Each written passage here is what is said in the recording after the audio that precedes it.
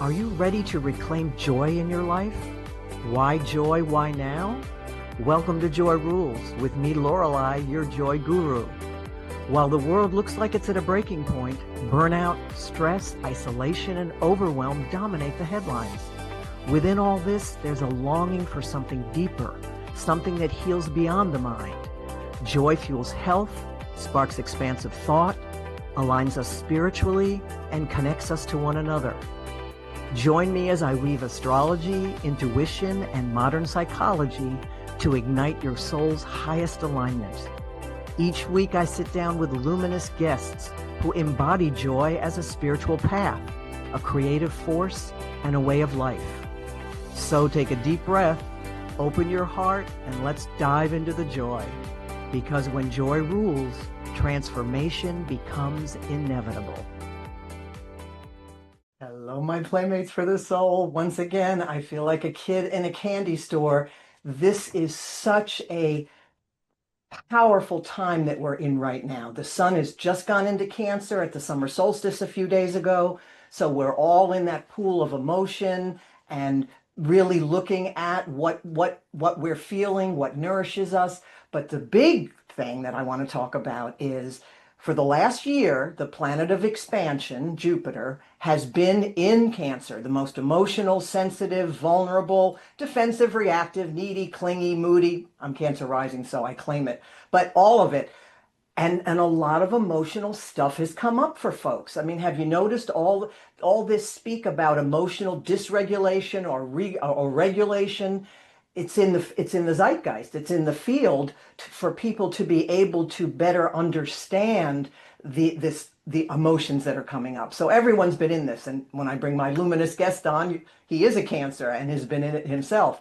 But what's happening in 4 days, because this is the 26th of June, what's happening on June 30th, early in the morning, is that Jupiter, this planet, will leave this journey, this emotional journey in Cancer where he's been for the last year, and will dance into Leo, into the sign of creative self-expression, celebrating life, the heart, the child, the inner child, all of that. So I want to just say, even though we've only got 4 more days, don't be surprised if something really emotional might come up for you that has been in the wings for a while. And right at that, because a lot of times at the end of a planetary cycle is when we get the gift, is when we get the lesson or whatever it is. So if anything comes up that helps you know yourself more deeply emotionally in the next 4 days before Jupiter goes into Leo, love it, welcome it, accept it, because it's right on time. So with that said, I want to bring on my luminous guest in the nest, David Traub, and welcome, David, to Joy Rules. Hi, Lorelei. I'm happy to be here. I'm not entirely sure how this works. I don't know whether they see us both at once or whether they zoom in on me. I guess that's all done post-production. Is that how that Well, works? that's all. That's the producer. That's why Okay. that's why I have Whew. producers, right? Holy I don't smokes. have to think. I don't have to think about that. But I Yeah, just yeah, yeah. having you as a guest. I mean, I love all my guests, and most of Yeah, them are my friends. But yeah, you specifically, because of the experiences that I personally have had with you and with your talents and your gifts in the Breakthrough Course Room, makes this even more special for me because. I mean, I've been in places with you where I've laughed my ass off, and I've been in places with you where I've sobbed in your yeah, arms and you couldn't go to dinner because no, yeah, I'm yeah. saying I'm so excited to have you here because you are having an opportunity to really bask in this energy of growth and expansion. And when we talked last year, and I said, Jupiter's going into Cancer, you'll have this opportunity to grow beyond how you define yourself. Yeah. So and what's so interesting, in 4 days, when Jupiter goes into Leo, that planet is at the top of your chart. The top of the chart is what's visible in the world because you Yeah. have Leo there. So I'm wondering what your playground's going to look like, or if you want to just speak to this expansive energy that you've been in. Well, I have to say, I mean, I don't know how to actually put that into terms of the planets. I do know that I am surprised by the current expansion in my life. So, there you are, race ipsa, right? I mean, I have taken on something, the cohort, the trainings that I've taken on are they're huge for me. I mean, in some ways it's something I've done many times before, but in other ways it's a whole new thing. And I already feel myself stretching. I mean, tremendously. Like, yeah, it's having a huge impact, and it's expanding the amount of time I'm focusing on what I'm doing and what I'm thinking about. And I thought I was retiring, Lorelei. I really did think I would. There were at least a part of me was sort of, retiring, the right word. I mean, I stopped taking new clients on, and instead of doing less, I'm literally doing way more than I ever did once again. So I think that Well, correlates. and once again, because I would say because it's fueled from that joy Oh, place, for sure, for right? sure. I Oh, for mean, sure. what I find so interesting is that um, I remember saying to you when we were talking, and I said, "Well, what if a group of us just came to Florida and you would teach something?" Yeah. Having no clue about the cohort, but I just got an insight. One of the great gifts of cancer, and you model it beautifully, is vulnerability, is the Mm. willingness to be vulnerable and undefended. And I've just discovered in myself recently that I like being vulnerable when I'm in control of it. Like, okay, I can be vulnerable now. But because now with Sun in Cancer, that means everybody gets to dance under this umbrella, whether they have cancer energy or not. So that willingness to be sort of undefended, I mean, you have many strengths, which I've observed since that's my job when I was in personnel. But one of those is really that ability to be so open and so undefended and so vulnerable. Did you like master that over time, or is that sort of I, an ongoing process? I think that it certainly was something that developed over time. I will say that somewhere along the line it clicked for me that anywhere I was defended was something that was unhealed. And anywhere that was defended always turned around into something that I could love and actually have the quality of my life better for loving it. And so it for me, being undefended is actually safer than being defended, because if I'm defended, it means that the rug is going to get pulled out from under me instead of actually just sort of getting on the slide to begin with. You You know, know? it's fascinating that you would say what you just said, because as you were Yeah, talking, I was thinking to myself that lesson from A Course in Miracles, which is what you just said. In my defenselessness, my safety lies. absolutely. I remember relating to that. I didn't know that I understood it, but it resonated somewhere deep inside me years ago. I thought, I don't get that, but I get that. And so the beauty of what you just shared is that would be coming up even more for folks during cancer season. It's like anything else, here's the cosmic weather now, and everybody makes their choices. So, when I was going back over and watching our connection call, one of the things that you said that really stood out to me was the difference between managing our life, getting through our life, and Mm, actually inhabiting it or living it. hmm. Yeah. And I think so much of the world is there. Will you speak to that?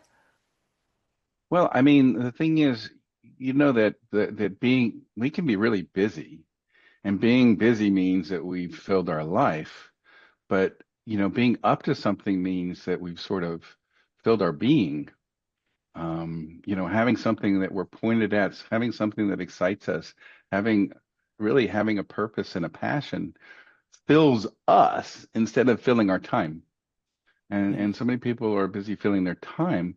And I think I mean, I don't think it's any surprise that they're filling their time because they're not really comfortable sitting quietly with themselves. Mhm. Um, But again, I think at the end of the day, being up to something, like really having a purpose for our life, that is where the adult in us has to take charge and Mm. actually create the causes and conditions for an extraordinary life instead of waiting for them to show up. So many people are waiting for joy, like a mood that's going to be delivered or like a Yes. present for living well, instead of actually creating the causes and conditions themselves and really just like pointing towards that. And it's so much what we do in the course room. because in the course room, those layers of protection, of course, however much someone is willing to do that, removing those layers of protection to the love that we are, to the joy that we are. I mean, I see it. I know you've seen it many more years than I have, but I mean, weekend after weekend, it's the same process, and we all get to go through it at wherever level where we are. And I just find it so magical because, when Francesca said that, being up to something. And I said, where'd you hear that? And she said, David says that. And I said, up to something. Wow, that's Yeah. my criteria for a guest on my show. It's not about whether they've necessarily written a book or singing a song or, created whatever. It's being up to something. So I'm in this childlike inquiry myself of what that means, that being up to something. And Well, and which is why I called the episode Joy's Being Up to Something, because that was I nice, extracted nice. that from our time together. Well, Um, I mean, I've seen a lot of people come to the classes or come to coaching, and they're working on being less broken. They have this idea. They're working on being better, but you can spend your whole life becoming less broken and still never become alive. yes. Wow, that's why people are stuck.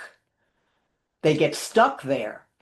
They get stuck trying to get better. They get stuck trying to, and they think it's a mood instead of a place of responsibility where they choose something. You You know, know, I always thought it was a mood. I remember mm, until just a few years ago going to bed at night and saying, I hope I don't wake up in a bad mood. Like something was going to get me. Seriously, you just said like sure. something like I had no control over it. I had no choice. And the more I'm leaning into everything is a choice, the more empowered that like joy is a choice. Like Francesca has been cleaning out the kitty litter for me just because it's harder for me to bend, and she Yeah. forgot today when she's so beautiful. And I went, you know what? I'm going to clean that out before the show because I'm going to clean out all this stuff I'm feeling, this resentment, this pissiness, this defensive. That's Yeah. cancer energy too, and it's a more unconscious, right? So, but I do think that joy is I mean a requirement for, not necessarily the cause of, but a requirement for is being up to something.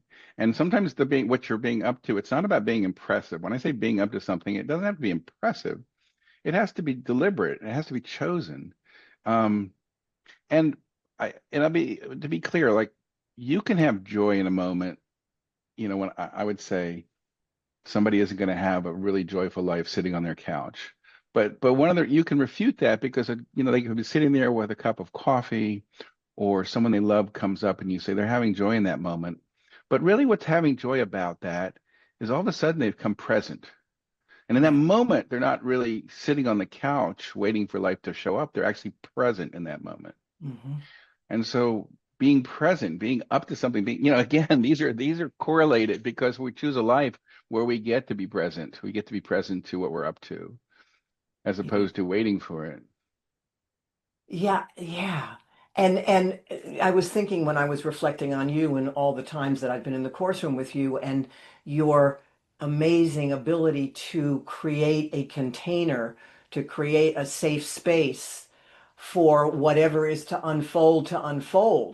And that process of getting your, because you've talked about your own ego out of the way for what needs to show up. Yeah. Yeah.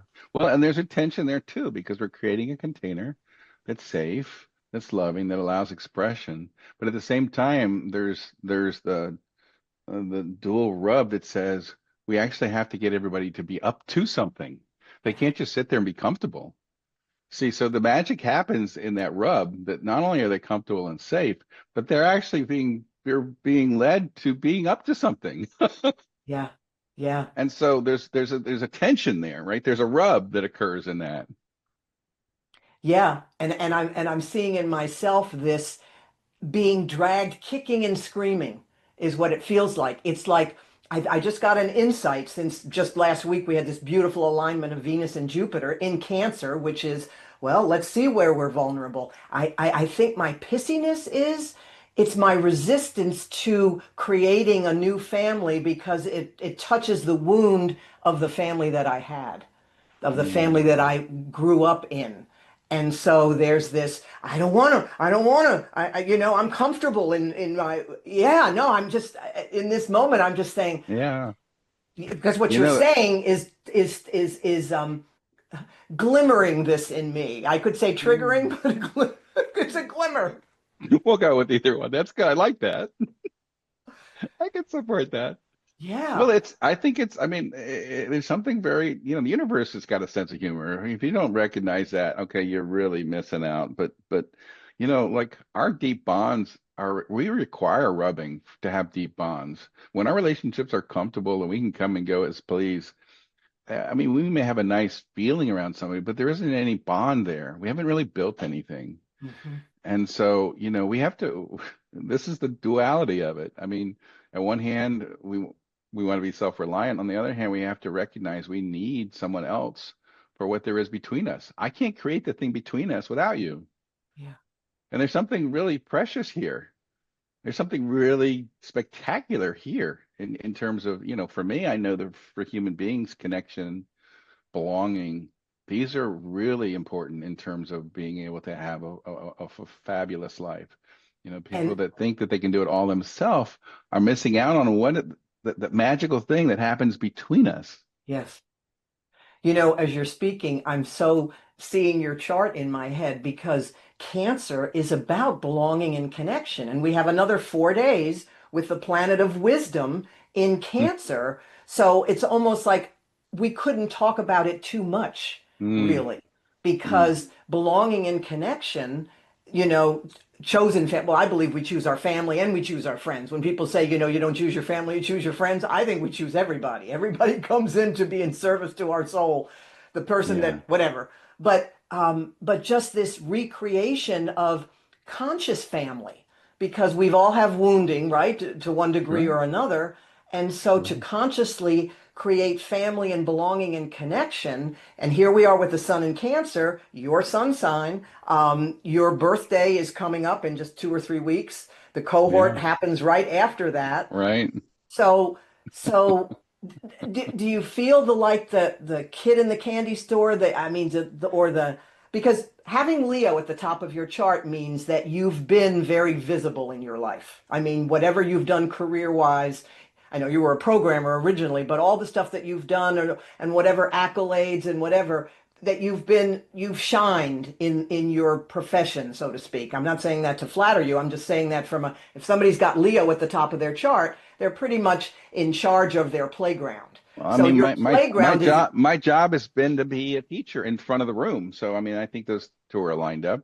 yes, I'm not on the sideline doing all the magical things to put it together, logistics. I'm actually at the top getting, the visibility that you're talking yes. about. Sure. And setting that tone, because having Leo at the top of the chart, your birth time is so specific. So Mm, it's like joy, play, creative self-expression, generosity, heart energy. And so you're stepping into this expanded playground, which mm, so for because there's so many people now reinventing themselves and letting go of old versions of themselves, which is where you sure. are, I am. So Sure. in speaking to that for you, like this new family within a family that you're creating and whatever else you're up to. Right. Right. Right. Thank you again for my wonderful table. Yeah. Well, I think, the first thing that occurs to me in your question is, I mean, the irony or the beauty of how the universe sets things up, because I mean, that my childhood was, a train wreck, and that's saying it nicely, but not for certain people and certain actions. I would be dead or in jail right now, and instead I have a pretty extraordinary life. Mhm. So that's, I think that maybe when you talk about what cancer is and connection and belonging and all this stuff, it seems very interesting that I started like shipwreck from those things and Mhm. sort of absent of those things, and that I've had to build them myself. To me, makes them feel way more powerful and meaningful and important, just like everybody else, where whatever place they were healed, whatever wound that they work on, that becomes their superpower. And so maybe it was in my chart, but I certainly was set up Yeah. to have those as being my focal point. In terms of this latest chapter, I mean, I'm amazed that how it's as I'm rewriting, reconsidering how I teach what I do, because I used to teach how I do what I did by how I was taught. Mm. You know, I would reteach other people the way I was taught, and I didn't really question too much the process because that's the way we always did it. And this time around, I'm having to really look closely, and I don't particularly, it doesn't resonate to do anything the way we used to do it in terms of teaching new teachers. Mm. I mean, there's some aspects, but for the most part, it's almost um, it's a learning for me. It's really like I'm literally don't know how to do the thing that I've committed to doing. And I'm spending a lot of time trying to just understand or figure out or like let go of or pick back up or study or I mean I have spent a whole lot of time writing and rewriting and throwing out and re-expanding and re-enabling. So I don't really know yet. But it is a growth opportunity for me. And really for me again, I'm having to codify. You know, I've been teaching connecting and belonging for years. It's been central to my work. But to teach it, what is it? I mean, I'm actually having to get clearer even for myself what it is, Hmm. which I mean, to articulate something is different from even owning it.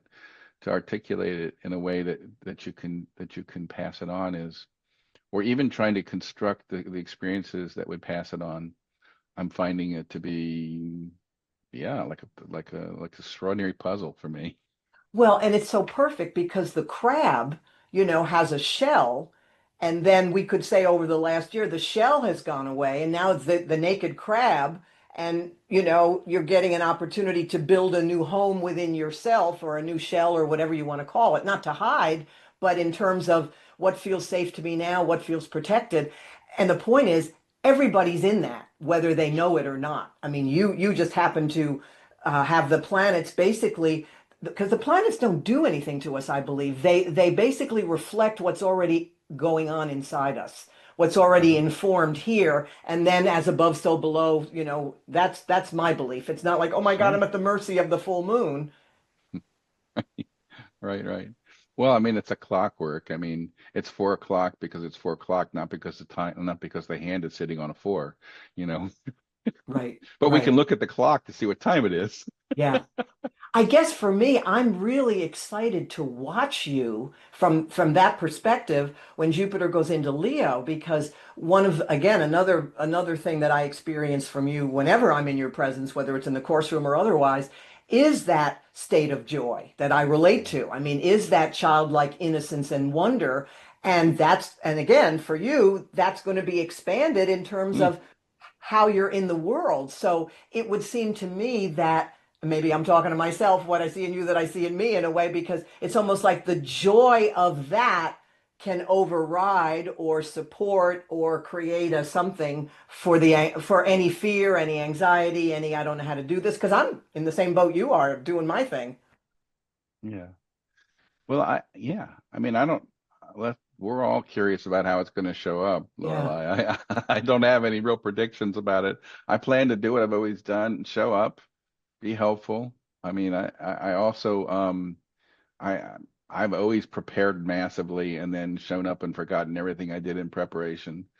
And I'm not really sure why that's always been my process. I mean, I can't remember what I do to prepare, but I think I Is that have sort of to. a conscious surrender in the moment then?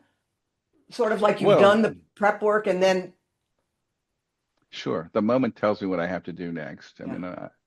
mean, being present is so much of it. But I think, I don't mean to underplay the fact that I have a framework that everything falls inside of. So probably the prep is really about creating the container. Yes. Even though I think I'm laying out the agenda. I don't really, I mean, I spent a lot of time laying out an agenda, but I end up with just really a container, Yeah. you And know. you have a mission statement, which you shared with me a few months back. Would you share that here? Sure, sure. Everybody deserves to know that they're loved and connected. You want to just Yeah. say a sentence or two about that? I mean, it's pretty clear, Well, I guess, but sure, sure. So first off, I mean, everybody means everybody. And when I say everybody, I mean there's nobody special here. It means that we all. So everyone deserves. So the word deserves may even sound like a dessert, like, like entitlement. But by making it everyone, it isn't an entitlement anymore. It's just Mhm. everybody. Okay, this is a thing. It's a birthright. Okay, Yes. that we deserve to know. And when I say no, also for me, no isn't intellectual. No isn't an understanding. No is Mhm. something much deeper. So we all deserve to actually carry with us that we are part of something bigger. We all deserve to carry with us a knowing that we are loved. We all deserve to know. I mean, if, and I'll say that even when I look at what I'm teaching now and I consider a lot of what I do is lined up with work from Alfred Adler, through Dreikers down through Bill Riedler. Okay, so there's an Adlerian line to it. And then there's also a part that sort of breaks the world up and creates us ability to separate things in reality so that we can see them better because things get collapsed together.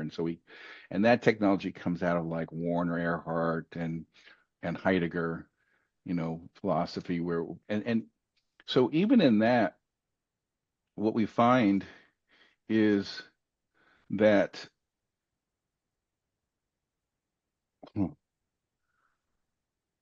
I got lost in my process there for a minute. Well, The belonging and yeah. loved and everybody deserves to be loved and to belong I mean, that's kind of what we can wrap up the show with because that is, and that is even more operative now with the sun in Cancer, is to really have folks really be able to lean into that we all deserve to be loved and to belong. Yeah. So Yeah, I, belonging is so important what I was going to say is in Adler's time, social connection was rich and deep. Doesn't mean it was always healthy, but it means that families were bigger, churches were more important. We had lots of social structures. We had lots of social structures. And so in Adler's time, he worked on pointing people back towards social interest as a measure of health. If you pulled away from and your self-interest out of being not good enough or superiority, you drew inside. He pointed us back to social interest. right, But today, in our current age, people are becoming more and more independent, and that social web work has has really started to fall apart, and really for a lot of people isn't present. I mean, our associations with people become elective, and back before they weren't elective. You were forced into these places where you actually had to work out your differences with people that you rubbed up against. yeah, You had to, yeah. and in doing that, bonds were created. Okay. Well, I And think we have material for another show sometime when if you're, because I don't want this to end, but we're at the end of our time together are and we? Oh we my are, I goodness. know. And I love you. I thank you for playing with me and for Yeah. sharing your heart, your wisdom, your joy, and all these breakthroughs that I have the opportunity to experience with you. Thank you, David. Thank you for what you do, Lorelei. Just keep Thank being joyful. You are a beacon. Thanks. Thank you for listening to Joy Rules with me, Lorelei Robbins, your joy guru. If this episode sparked something in you, don't keep joy to yourself. Share and spread the light.